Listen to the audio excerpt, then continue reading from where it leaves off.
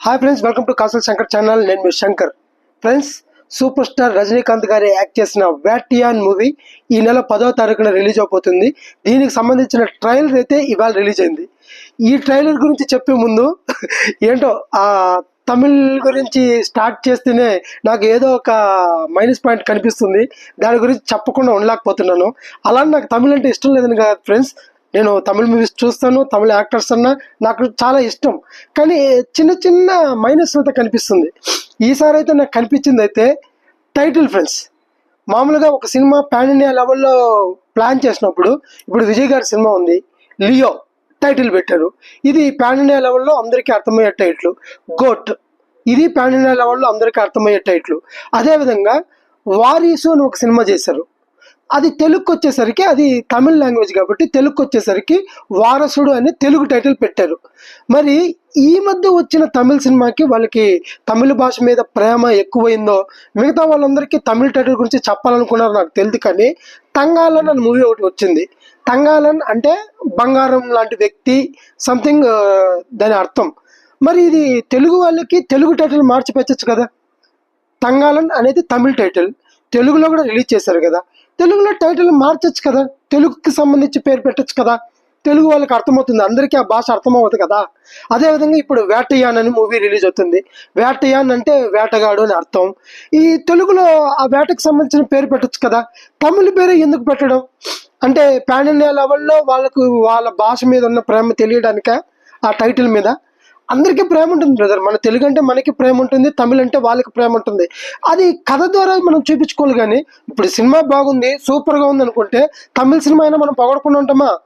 సూపర్గా ఉంది సినిమా అంటాం, చూస్తాం, హిట్ చేస్తాం. ఆ టైటిల్ వల్ల మనకేమి లాస్ ఏం లేదు కదా. ఎందుకు ఆ టైటిల్ పెట్టడం? తెలుగు వాళ్ళకి నచ్చినట్టుగా తెలుగు టైటిల్ పెట్టవచ్చు కదా, హిందీ వాళ్ళకి నచ్చినట్టు హిందీ పెట్టచ్చు కదా, లేదా పాన్ ఇండియా లెవెల్లో ఒకే టైటిల్ పెట్టచ్చు కదా. ఎందుకో ఒక ఆ టైటిల్ మీద కూడా వాళ్ళు చిన్న స్వార్థం చూపిస్తున్నారేమో నాకు అనిపిస్తుంది. ఇంకా నేను చెప్పకుండా ఉండలేకపోయాను, చెప్పేశాను ఫ్రెండ్స్. అండ్ ఇంకా అంటే ఈ సేమ్ దీని గురించి ఇంకో యూట్యూబర్ కూడా డిస్కషన్ పెట్టాడు, నాకు నచ్చింది ఆ పాయింట్. తను కూడా ఇదే చెప్పాడు, ఎందుకు తమిళ టైటిల్ పెడుతున్నారు. ఇప్పుడు సినిమా తమిళ్లోనే రిలీజ్ చేస్తే పర్లేదు, పాన్ ఇండియా లెవెల్లో రిలీజ్ చేసేటప్పుడు పాన్ ఇండియా లెవెల్లో టైటిల్ పెట్టండి, లేదా ఏ భాషకు సంబంధించిన టైటిల్ ఆ భాషకి ఇచ్చేయండి. తమిళ టైటిల్ ఎందుకు మిగతా చోట పెట్టడం? తను కూడా ఇదే డిస్కస్ చేశాడు. ఎస్, నాకు కూడా అదే అనిపించింది. మ్యాక్సిమం చూడండి ఫ్రెండ్స్, ఎందుకంటే మనం తమిళ్, తెలుగు, హిందీ ఏం లేదు, పాన్ ఇండియా లెవెల్లో ఏ సినిమా రిలీజ్ అయినా చూస్తాం. రజనీకాంత్ తమిళ్ హీరో కాదు, పాన్ ఇండియా హీరో అయినా ఎవరైనా చూస్తారో, ఆదరిస్తారు, సూపర్ స్టార్. అదేవిధంగా విక్రమన్ గారి సినిమాలు కూడా తెలుగులో అందరూ ఆదరిస్తారు. టైటిల్స్లో ఆ ఏదో ఒక చిన్న ఇది చూపించి అది తమిళ సినిమా అని చెప్పి గుర్తు చేయాల్సిన అవసరం లేదు. పాన్ ఇండియా సినిమాని పాన్ ఇండియా సినిమా లాగా చూడండి ప్లీజ్. ఓకే, ఇప్పుడు ట్రైలర్ రివ్యూలోకి వచ్చేస్తాం. రివ్యూ అయితే కొత్తగా ఏమీ కనిపించలేదు ఫ్రెండ్స్. అంటే ఒక రేప్ అండ్ మర్డర్ మిస్టరీ లాగా ఉంది. ఆల్రెడీ కమల్ హాసన్ వేటయాడని వెలియాడని అని చెప్పి ఒక సినిమా వచ్చింది, ఆ టైప్లో అనిపిస్తుంది. సేమ్ పోలీస్ ఇన్వెస్టిగేషన్లో మర్డర్ కేసు డీల్ చేయడం. దీంట్లో ఎన్కౌంటర్ స్పెషలిస్ట్గా రజనీకాంత్ కనిపిస్తున్నారు.